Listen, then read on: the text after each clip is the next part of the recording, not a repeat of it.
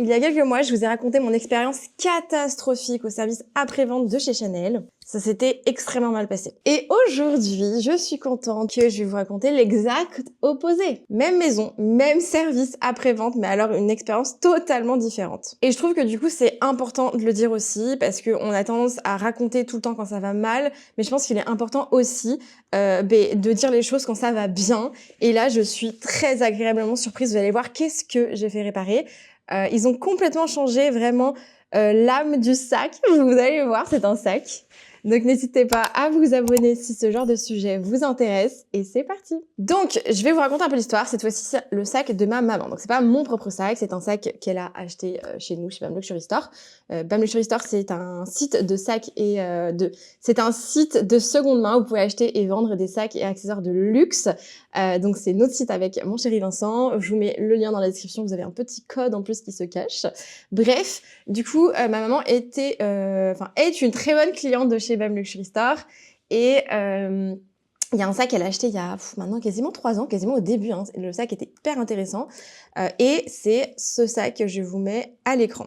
C'est un sac vintage avec l'ancien fermoir. Donc l'ancien fermoir, il se clipsait, c'est pas le turn lock.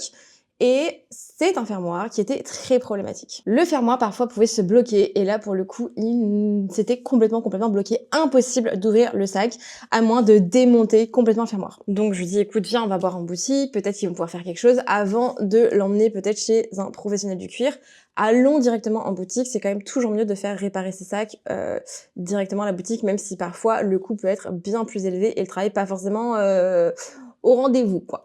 Donc, ça dépend vraiment à qui vous allez vous adresser, sur qui vous tombez, etc. C'est toujours la même histoire, au final.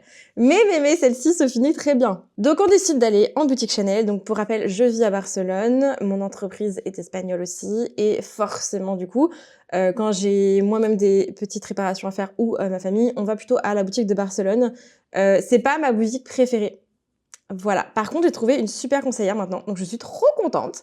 Mais c'est pas ma boutique préférée parce qu'ils sont souvent pas grand-chose, ils sont toujours un peu à la bourre, entre guillemets, à la ramasse, par rapport à d'autres boutiques, je trouve. Voilà, pas que je sois une grande cliente VIP ou quoi, mais je trouve que pour les nouvelles collections, il n'y a jamais beaucoup de choix. Je trouve que c'est assez restreint. Après, c'est peut-être aussi le fait que la clientèle sur place ne dépense peut-être pas autant, c'est beaucoup de tourisme, mais c'est frustrant quand on va aller voir les nouvelles collections. Au début, du coup, on arrive. Ce que j'ai beaucoup apprécié, c'est qu'il y avait zéro condescendance. La première fois que j'avais été, c'était pas vraiment ça. Je suis pas tombée sur ma conseillère, j'y suis vraiment allée, bon allez hop, go, on demande directement pour un SAV et tout. Ça s'est très bien passé. La responsable, c'était pas la même que la dernière fois. Ça s'est extrêmement bien passé. Très gentille, très serviable. Voilà, elle m'a dit d'ailleurs, waouh, le cuir est en excellent état. C'est incroyable. C'est très beau quand c'est vintage. J'étais là, oui, je sais. J'étais contente. Elle a été très à l'écoute, pas du tout dans le jugement, ce qui peut parfois être le cas. C'était très rassurant. Elle nous a dit qu'elle allait regarder, que c'était potentiellement faisable. Elle a pris des photos du sac, donc ça aussi c'est important, je trouve. Il y en a qui ne le font pas. Si jamais la maison chez qui vous ramenez en SAV ne prend pas les photos avant et l'emmène en réparation, prenez vous-même les photos. On a déjà eu des soucis. Donc là, elle a vraiment pris les photos sous tous les angles et elle nous a annoncé tout de suite un budget estimatif, je précise. Donc elle nous a dit que le changement du fermoir, donc il fallait complètement le changer parce que c'était un problème récurrent sur ces sacs-là. Ils allaient mettre le nouveau fermoir, donc les fermoirs actuels, que ça allait pas prendre trop de temps normalement vu qu'il n'y avait pas d'anciennes pièces à chercher, etc. Vu que c'est des fermoirs qu'ils ont régulièrement. Ça allait quand même passer aux ateliers à Paris qui allait le faire, mais que ça devrait pas être trop long, sachant que on est en hiver et que du coup, c'est pas l'été, quoi. Les usines, les ateliers ne ferment pas, etc. Donc, elle nous annonce un pré-devis de 150 € en nous prévenant bien qu'une fois à réception du sac, les archives et le SAV allaient vérifier déjà le sac et ensuite nous dire s'il y avait besoin de plus de réparation, si ça allait coûter plus cher, moins cher, bon, bref. Ok, d'ici là, elle me dit voilà, on vous recontacte. De toute façon, vous allez recevoir un mail avec le suivi de votre SAV. Ensuite, vous allez recevoir un mail sur le suivi, vous allez voir où est-ce que est votre sac et tout. Et donc, nickel, c'est là, waouh, franchement nickel, ça allait très vite, très bon service. On nous a proposé à boire, tatati tatata. J'étais là, waouh, bon, attendons de voir. Donc on rentre et tout, on oublie un peu cette histoire. Je garde le petit papier et au bout de 3 semaines, 3 semaines, hein, ça allait très vite. Je crois que c'était 3 semaines, un mois. Je reçois un SMS de ma conseillère et un mail qui me dit voilà, bonjour mademoiselle Margot, nanana, le sac est de nouveau en boutique, réparé, vous pouvez venir le chercher quand vous voulez. J'étais là, what? 3 semaines, un mois, c'est extrêmement rapide. Le sac a fait Barcelone-Paris, atelier tutti quanti, Paris-Barcelone. Donc, à mon avis, en ce moment, il n'y a pas beaucoup de boulot. Donc, s'il y a des SAV à envoyer, c'est maintenant, je pense. Donc, très contente. Après, je pense que c'est assez rapide et facile à faire parce que je pense qu'ils ont juste dézingué l'ancien fermoir et juste revisser le nouveau. Donc, je pense qu'il n'y a pas un énorme travail. Il n'y a pas eu de travail de recherche de pièces, je pense aussi. Il n'y a pas eu de retintage. C'est un travail qui était assez rapide et facile à faire et du coup c'est bon à savoir aussi si vous avez les anciennes versions et que le bouton n'est pas OK, vous pouvez les faire changer. Et ça, j'ai trouvé ça génial parce que j'étais absolument pas sûre et je crois qu'il y a quelques années, ils ne le faisaient pas d'ailleurs. Voilà.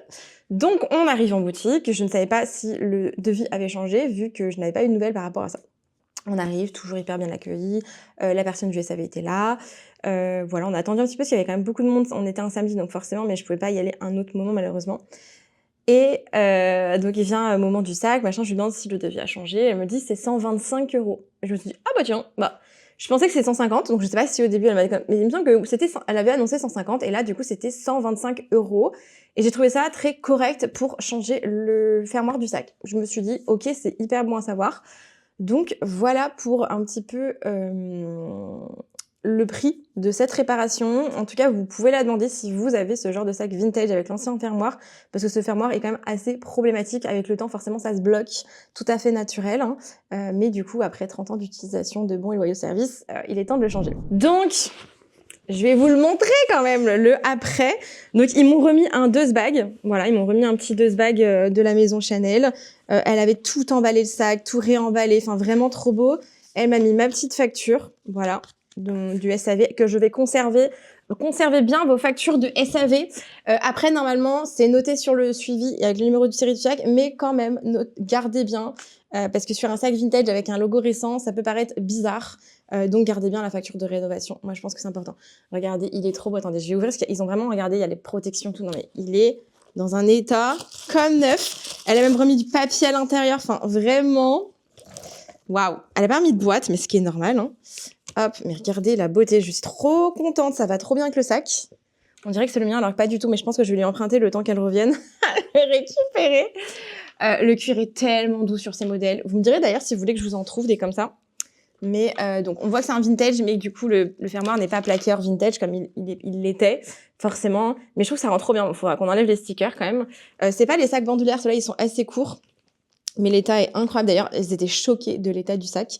Mais c'est ce qu'on fait chez Bad Luxury Store. On vous trouve des pépites. Mais en tout cas, je suis trop contente du résultat. À l'arrière, ça donne ça. Voilà.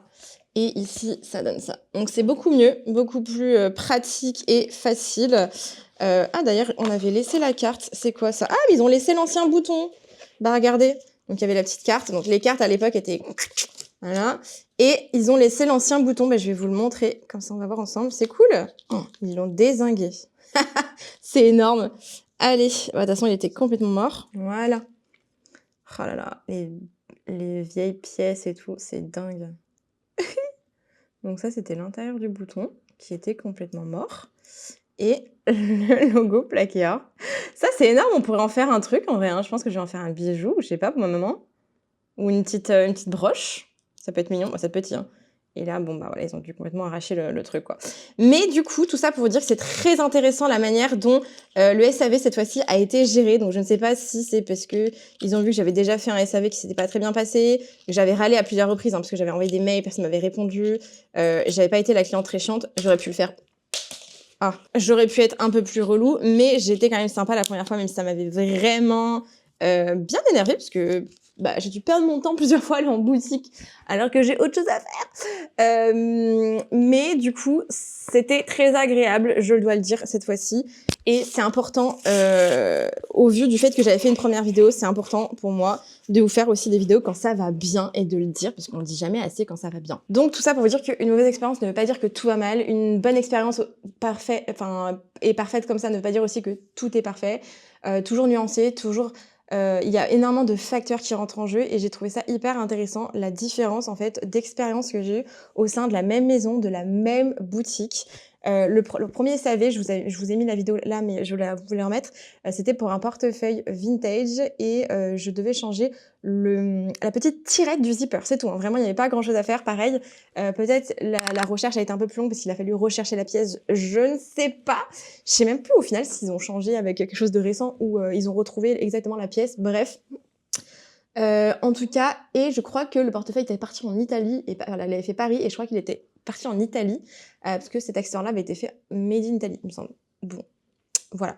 Mais du coup, je voulais absolument vous faire cette vidéo. Et du coup, je suis très contente, franchement, là, faut le dire. Vraiment, c'était parfait comme expérience, j'ai adoré. J'ai emmené ma montre Kelly, que Vincent m'a offert à Noël, ma Kelly Hermès, en rénovation. Enfin, déjà, je voulais d'abord connaître le prix pour changer le bracelet. On va voir ce que ça va donner. J'ai pas eu de pré-devis. La montre est partie, a été envoyée à Paris et sous 1 mois, je suis censée avoir un devis. Donc, je pense dans 2 semaines. Ouais, 2 semaines, je devrais avoir un devis. Et ensuite, si j'accepte la réparation, je la récupère pas avant le mois de mai. Donc, c'est un peu long, mais parfois, ça vaut le coup aussi quand même. Et forcément, ils ont du boulot, donc c'est pas non plus étonnant. Moi, je m'en fiche un peu des délais tant que les délais sont respectés ou que si c'est pas respecté, on vous tient au courant. Pour moi, c'est le service. Ça ne me dérange pas. Je sais que c'est des choses qui sont très longues, etc., les rénovations, etc. Donc ça ne me dérange pas tant qu'on est averti. Voilà. Dites-moi si vous avez déjà eu une expérience SAV exceptionnelle ou au contraire catastrophique. N'hésitez pas à partager vos expériences dans les commentaires. N'hésitez pas à vous abonner. Je vous retrouve pour de nouvelles vidéos tous les dimanches à 10h45. N'hésitez pas à checker les liens dans cette vidéo. Et je vous dis à très vite. Bisous!